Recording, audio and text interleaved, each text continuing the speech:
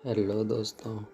आज मैं आप लोगों को सुनाने जा रहा हूँ एक ब्राह्मण और बिच्छू की कहानी। एक जंगल में बहुत से ब्राह्मण रहा करते थे, जहाँ पर एक मंदिर था और वह ब्राह्मण उस मंदिर में रोजाना आकर पूजा पाठ किया करते थे।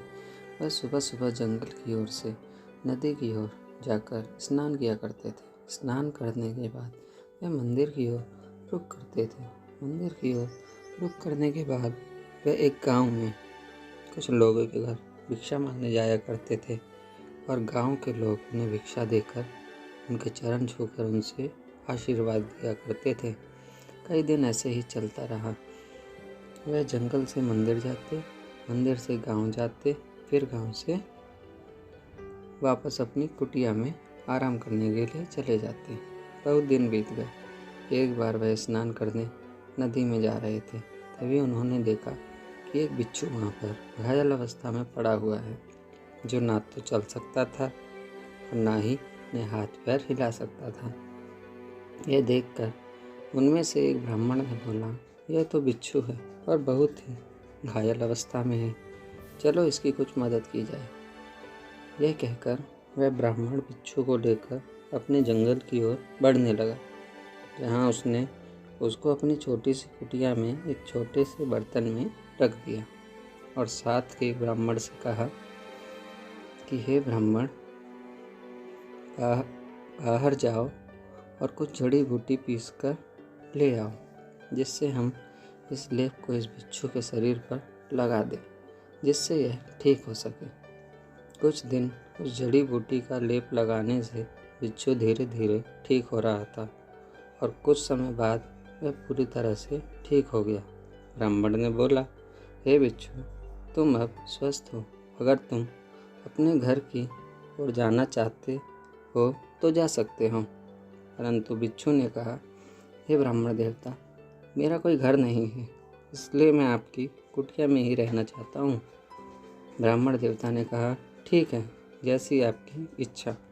यह कहकर वह बिच्छू से कहने लगे कि हम रोजाना नदी की ओर स्नान करने के बाद मंदिर जाया करते हैं और वहाँ से एक गांव में कुछ हिस्सा भिक्षा का मांगकर वापस आ जाया करते हैं। ये कहकर वह सभी ब्राह्मण नदी की ओर चल दिए। थोड़ी देर बाद बिच्छू ने सोचा कि अब तो मैं स्वस्थ हूँ और अपने लिए भोजन का प्रबंध कर सकता हूँ। यह कहकर वह कुटिया से बाहर आकर जंगल में घूमने लगा और अपना भोजन तलाश करने लगा। घूमते घूमते उसे अपने खाने लायक कुछ भोजन प्राप्त हुआ। उसने कुछ भोजन खाया और कुछ भोजन ब्राह्मण देवता के लिए साथ में ले आया। शाम के समय जब सभी ब्राह्मण ने अपनी कुटिया में वापस आए, उन्होंने देखा भोजन रखा हुआ है। उन्होंने बिच्छू से पूछा, यह भोजन किसके लिए है? तब बिच्छू ने कहा, यह ब्राह्मण देवता, यह भोजन मैं जंगल से आप लोगों के लिए लाया हूँ, आप इसे ग्रहण कीजिए। तब ब्राह्मणों ने कहा कि बिच्छू, मैं तुम्हारी सराहना करता हूँ, परंतु हम ब्राह्मण केवल भिक्षा मांग के ही अपना गुजारा करते हैं, इसलिए हम ये भोजन ग्रहण नहीं कर सकते। इसी तरह ब्राह्मण और बिच्छू आपस में मिलजुल कर रहने लगे और कुछ समय बीत जाने के बाद वहाँ पर एक बार कुछ राक्षस जाति के लोग आए, जो ब्राह्मण देवता से कहते लगे, यह कुटिया हमें दे दो, इस कुटिया में हम रहेंगे, तुम अपना स्थान कहीं और बना लो। ब्राह्मण देवता ने कहा, परंतु यह स्थान हमारा है और हम यहाँ कई वर्षों से रह रहे हैं, आपसे निवेदन है कि आप कहीं और जाकर अपना स्थान बनाइए। यह सुनकर वह राक्षस लोग बहुत गुस्सा हुए और गुस्से में उन्होंने कहा, हम तुम्हारी कुटिया को नष्ट कर देंगे। और वह उस कुटिया को नष्ट करने के लिए जैसे ही आगे बढ़े, ब्राह्मणों के बिच्छू ने उन्हें एक एक करके डंक मार दिए, जिससे वह राक्षस मूर्छित अवस्था में आ गए।